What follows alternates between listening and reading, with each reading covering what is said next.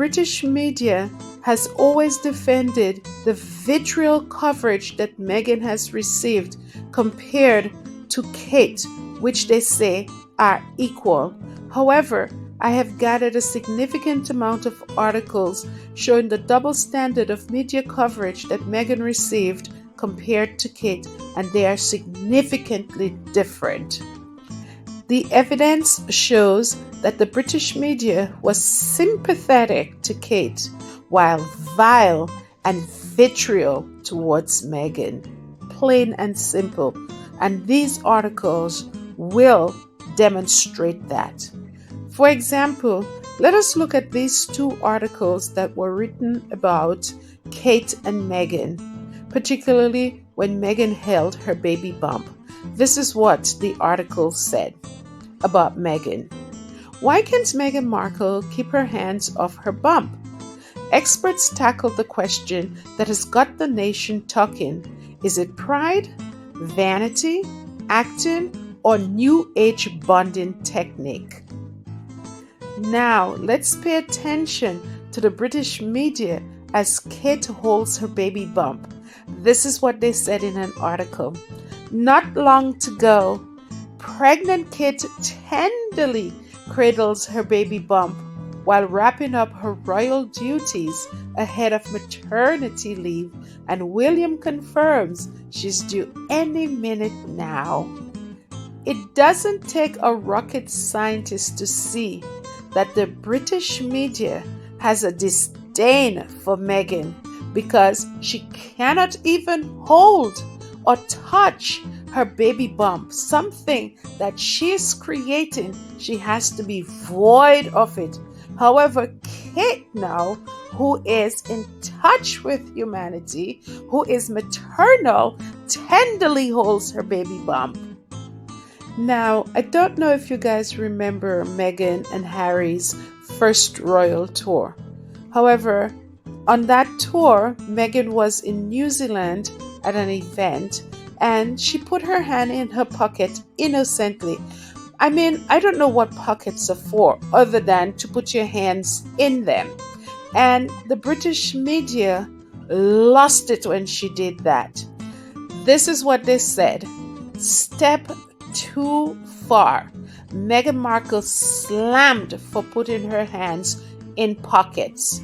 Now, if you notice on the other side here, the Queen has her hand in her pocket, literally a same color dress as Meghan is wearing, and it is cute.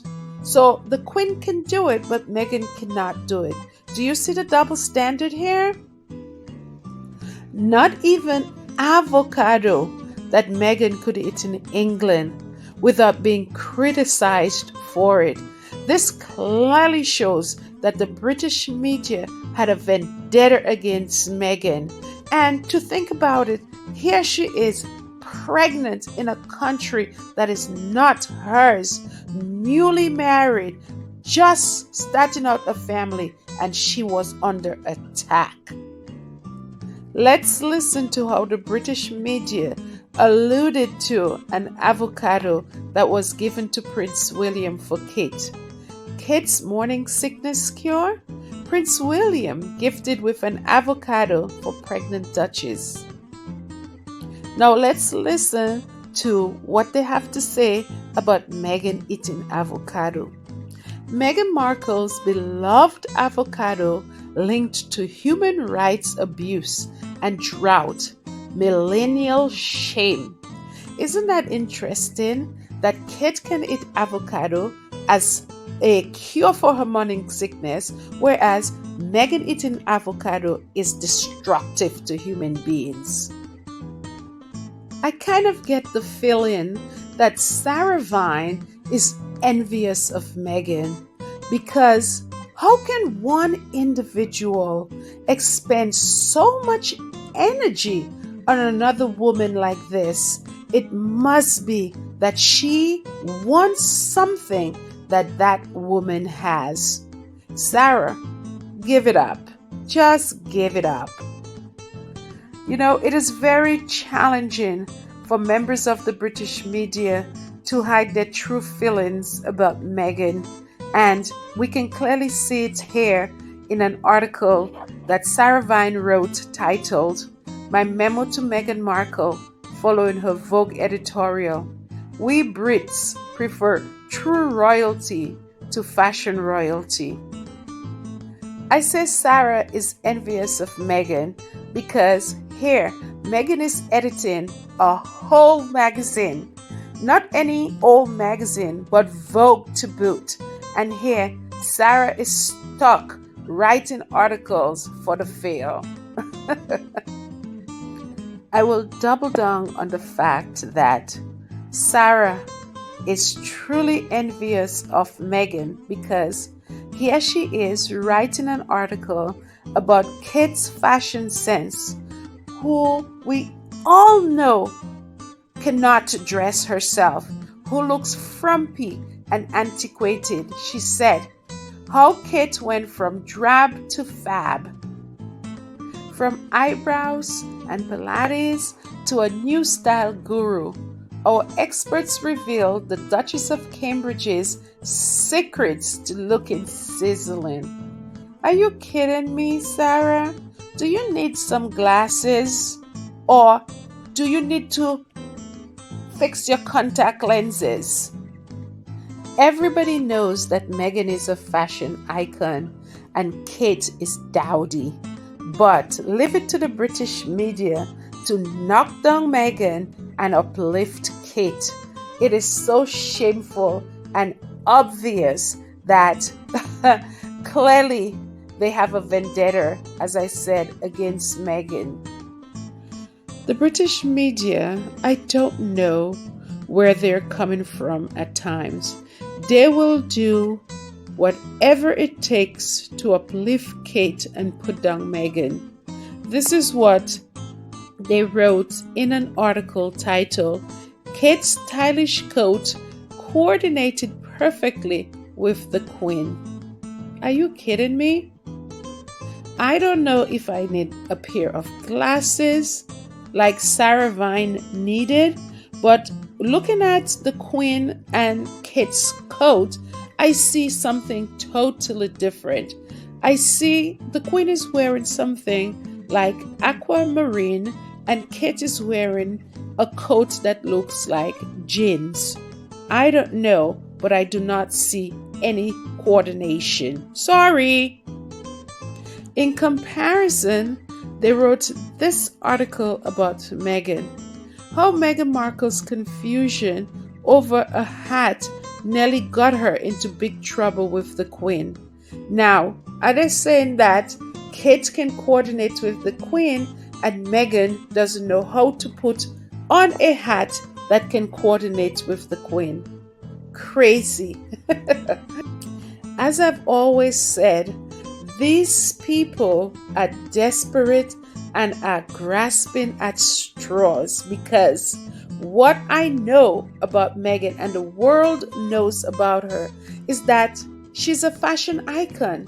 So I don't see how Meghan would be choosing a hat that would be clashing with the Queen's attire. I would more see that with Kate Mumbles. Articles after articles, Kate is being propped up and Meghan is being put down. Let's see this one. Kate and Will's Inc. Duke and Duchess secretly set up companies to protect their brand, just like the Beckhams. In comparison, a right royal cash-in, how Prince Harry and Meghan Markle trademarked over 100 items from hoodies to socks 6 months before split with monarchy, with new empire worth up to £400 million. So they're saying that Meghan and Harry is cashing in. They're literally smashing, grabbing, and going, whereas Kate, they have an Inc. Okay? They have an incorporation set up, just like the Beckhams. Interesting. Mumbles and Wills will not. The British media, in their quest to put down Meghan and uplift Kate, even went as far as to pit the Queen against Meghan by saying, revealed, the Queen won't be at Archie's christening because Meghan, Harry, and mystery godparents planned to baptize him today but had to rearrange when they realized Her Majesty and Prince Charles were already busy. In comparison, here's what they wrote about Kate and Louis' christening. Beaming Kate gazes lovingly at sleeping Prince Louis as she and William attend his christening in their first appearance as a family of 5, but the Queen misses big day. The difference here is obvious. For Kate, the Queen misses big day. However, for Meghan and Archie, the Queen now is busy. Isn't that crazy? How these people are sick, using the Queen as a pawn to uplift Kate and put down Meghan? Meghan and Harry clearly had reasons to leave that cesspool called England because the British press was out to get her, and some people have a hard time believing that. But after looking at all these articles, it is clear as day that that was their mission, to break Meghan down. The reason why I said that is because here's an article that was written about Kate when she was pregnant compared to an article that was written about Meghan when she was pregnant. Here's what they said about Kate. There she glows. Yeah, glows. Pregnant Kate cradles her burgeoning baby bump as she waves to crowds at mental health forum. Whereas for Meghan, it says, Gone gaga.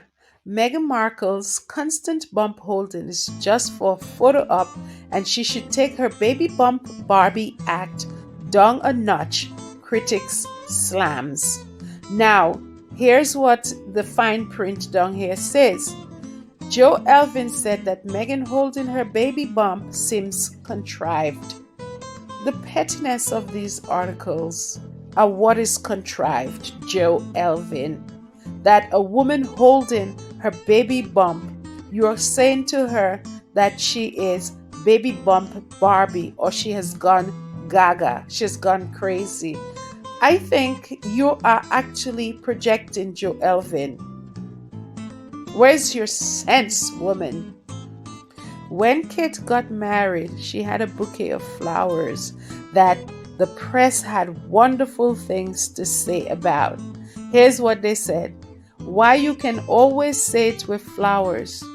A flower code popular in Victorian times is making a comeback thanks to our royal newlyweds. However, here's what they said about Meghan during her wedding.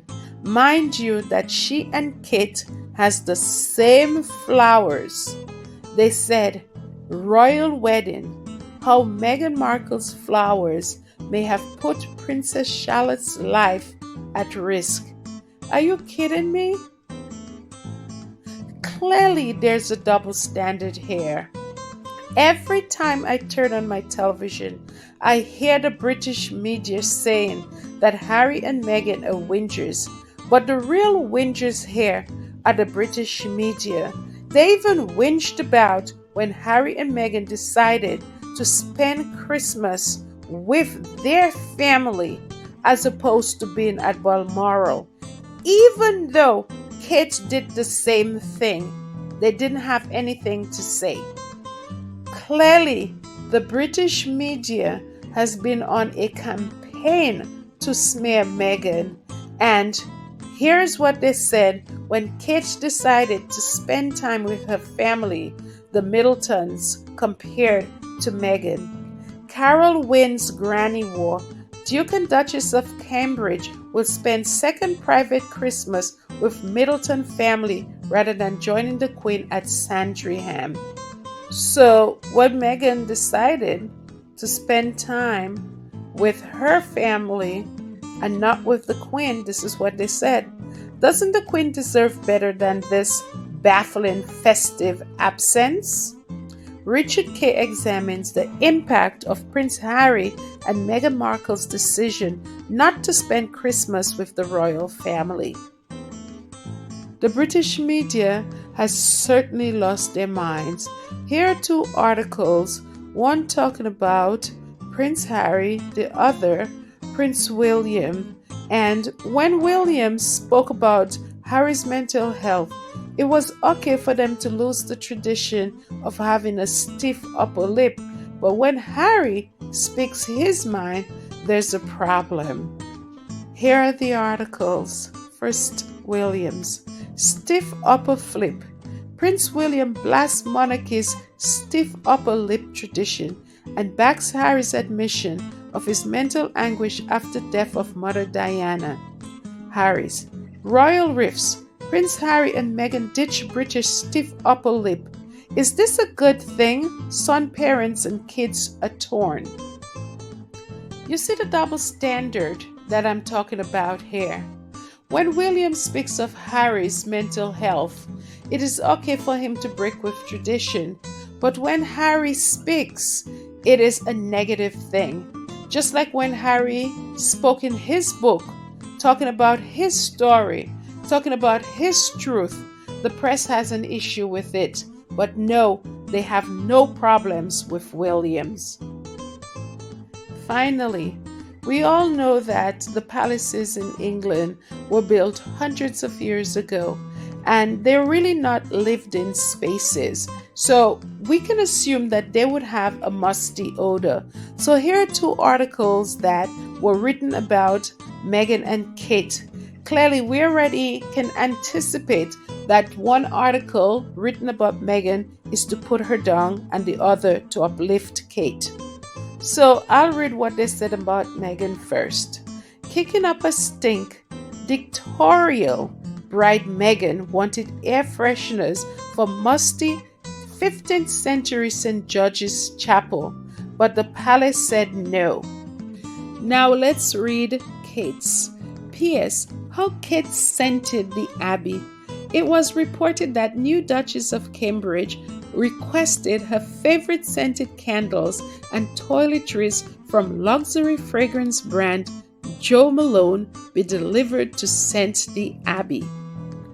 A selection of candles, hand washes, and lotions was requested, specifically in citrus spring scents, including orange blossom, grapefruit, and the ever-popular lime, basil, and mandarin. These were for use inside the Abbey and for wedding guests using the royal bathroom and additional 6 VIP bathrooms. Let's improve the algorithm in Meghan and Harry's favor by liking this video.